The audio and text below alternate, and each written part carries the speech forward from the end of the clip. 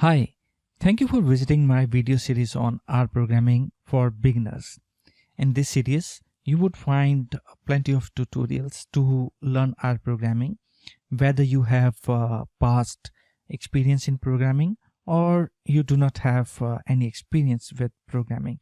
You would be good to go with this particular series on R programming because this is designed for beginners.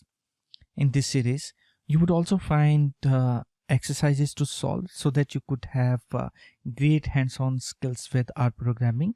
You could watch my tutorials and join my Google Classroom, wherein you would find plenty of exercises which you can solve during your free time after you have watched my video lessons.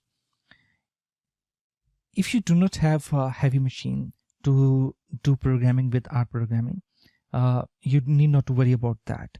Google provides you tools so that you could write your heavy programs or your light programs. It is enough to do practice with R programming, and it is much similar to your Jupyter notebooks. So what you need to do is you need to visit this page, this particular link. It would look like something which you can see over here.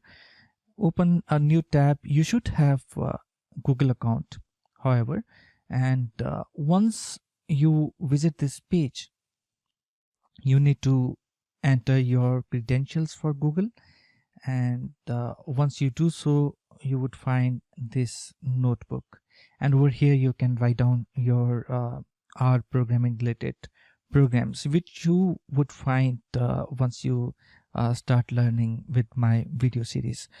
Just for example, if you want to perform the addition, you just need to add two numbers, for example, and over here you can see I have written these two numbers, and you need to just execute this query, and once this cell executes, it would give you the response there itself.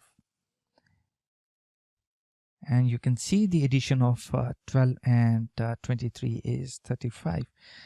So whether you have a heavy machine, heavy computer, or you do not have it, you don't need to worry about how to learn R programming. Google provides you very good Colab tool, Colab research tool, just to learn and perform your heavy programs there itself. So what you are waiting for, complete this series, which I would be posting on a regular basis over the period of next 1 month. You would find plenty of tutorials on daily basis. Solve those tutorials as well as solve exercises by joining my Google Classroom. Thank you guys. I hope to see you in my next video on R programming basics.